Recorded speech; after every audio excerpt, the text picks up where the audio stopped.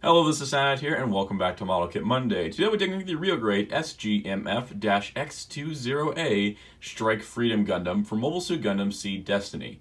This is the final upgraded version of the Freedom Gundam piloted by Kira Yamato. Now, Kira Yamato is a little bit of an infamous character among the Gundam fan base, but the Strike Freedom Gundam is pretty cool, and this was a real grade I picked up for $10 on a Barnes & Noble clearance a few years ago, so really, where could I go wrong? Now, I have to admit, I have not seen Gundam Seed Destiny yet. It is on my list of things to watch, most likely when the new Ultra Edition Blu-ray comes out in North America. But I really do like this design of Gundam. It's very sleek, it's very slimmed down, but yet it's also very nice looking. It's got a very consistent look. The colors are really nicely placed.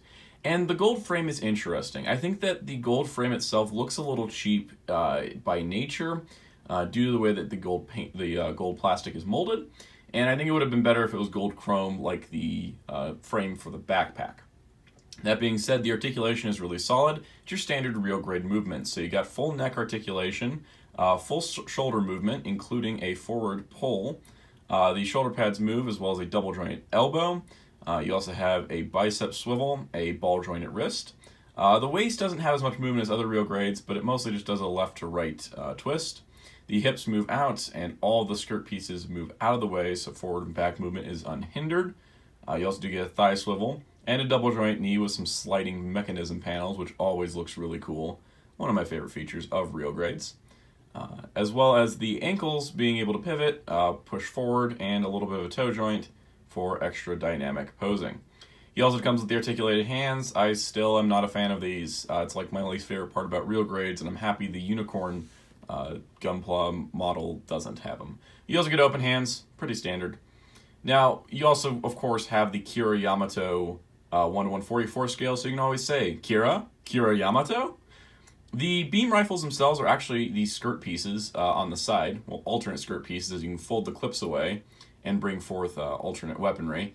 The beam rifles themselves look really good. I love the extra plastic detail where they're all the different colors without using any stickers.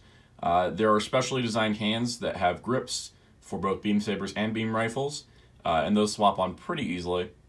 And they are a little bit tricky to do as there aren't pegs in the beam saber handles, so that way they can fold in for the skirt pieces. But the M2KF high energy beam rifles look really cool. I love it when a Gundam gets to use two beam rifles. It's always fun to have like the traditional, here's your standard beam rifle, much like the RX-78-2. But then when you get one that gets to dual wield two different beam rifles, I always really like that. Especially when they have similar designs like this. Now, of course, you can connect the two together to form the big, cannon mode. I'm not a big fan of it, but I am glad there's no part swapping involved overall. Now, moving along, we have the beam saber handles, which store on the side skirts, and they plug into standard beams. Typically, real grades come with specially designed beams for the beam sabers, and in this case, you end up having just the standard ones, which is helpful in case you lose them, and you can replace them with some others from another kit, or use them for another kit. I'm just kind of happy that it has enough beams for the beam saber handles that are included. Looking at you, real grade unicorn. But overall, they look pretty cool, and they are really good at being dual wielded by the Strike Freedom Gundam, which is typically how you'd see them in the series itself.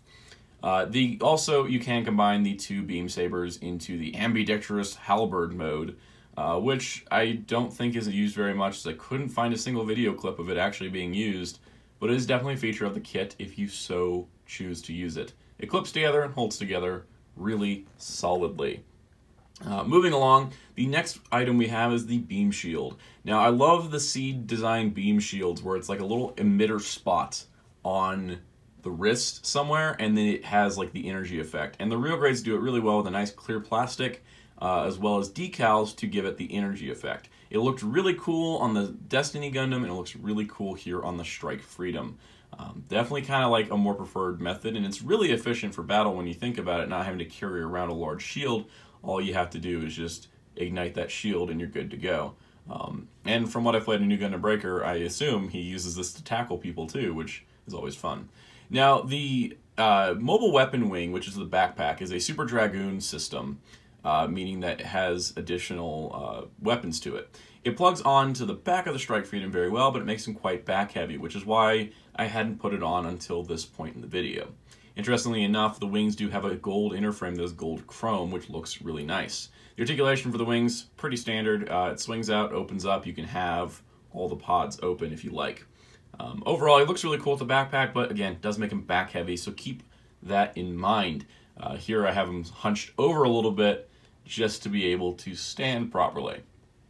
But it does look really cool. It does look a little bulky when it's compacted like this. I definitely think that this is one of those backpacks that's better in its open form, as when it's really closed, it kind of looks like it's just a bunch of stuff hanging off his back, and it just makes him back heavy overall. But luckily, the articulation system does allow you to tweak it.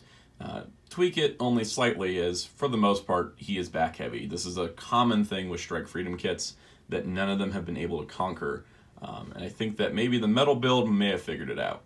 Now, looking at the Dragoon pods, they remove easily.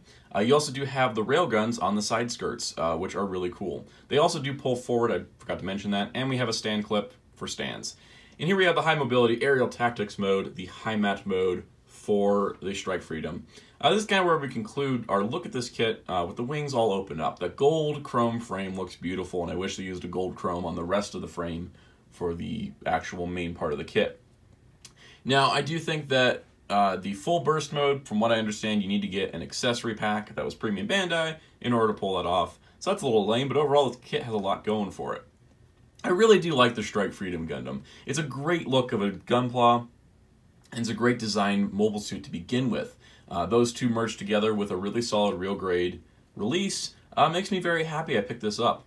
I probably would have paid full price for this, honestly. The fact that it was on sale for $10 was a complete accident. But I'm really happy owning this. It's really cool, it's really dynamic, and when I have it displayed in the high mat mode with the wings fully open, it's an eye catcher. I have people come over to my house and their eyes are drawn to that because it's just so much going on with all the shiny gold chrome. In a way, it is a little busy, and I think that posing it so it's not completely splayed out, kind of like I have it here where it's got a little bit of a butterfly wing look, I think that is the best way to make it not look gaudy and too busy. But overall, I really like this kit, and most of that comes from the backpack, and just the simplicity of the Gunpla itself. It does make me want to get more Seed kits, probably when I watch more Seed, and I definitely want to look to see if there's any other real grade Seed kits to get. I can definitely think that this is something that I can definitely recommend to beginner builders, as you will get more of an experience with a basic kind of Gundam design, and the backpack's going to be really interesting to build as there's all those individual components. So overall, the Strike Freedom Gundam is definitely recommended. As you can see, it also pairs nicely with the Destiny Gundam. So overall, that does it for this week on Model Kit Monday. Stay tuned for next week at Monday night at 7 p.m. Eastern for a brand new episode of Model Kit Monday. What I'll be reviewing, that's a mystery. But until next time, this is Sandout saying goodbye.